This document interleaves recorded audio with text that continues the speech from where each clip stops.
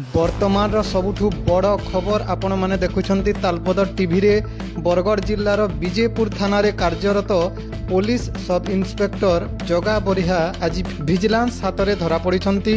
सूत्ररू मिलिथिबा खबर अनुसार से जने कबाड़ी व्यवसायी ठारू 7,000 टंका लांच ग्रहण करुथुबा बेले विजिलेंस टीम हाथ में धरा पड़ी जाइतिले।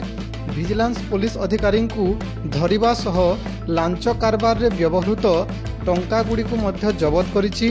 मिलिथिबा सूचना अनुसार जगा बरिहा जने कबाड़ी व्यवसायी ठारू 10,000 टंका लांच दाबी करथिले, किंतु स्क्रैप व्यवसायी बा कबाड़ी वाला जनक एते टंका देई पारिबी नाही बोली कहिबा परे जगा बरिहा 7,000 टंका मागिथिले।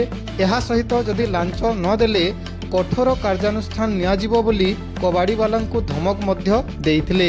एहा सह से पूर्वरु मध्य अनेक केस रे लांच नैथिबार संदेह रहिछि। तेणु जगा बरिहांको विभिन्न बासभवन रे चढ़ाऊ मध्य जारी रहिछि। एही रेड परिसमाप्ति हला परे संपूर्ण संपत्तिर आकलन कराजिबो। ए संपर्क रे विस्तृत तथ्य रेड समाप्ति हला परे प्रकाशित होई पारे।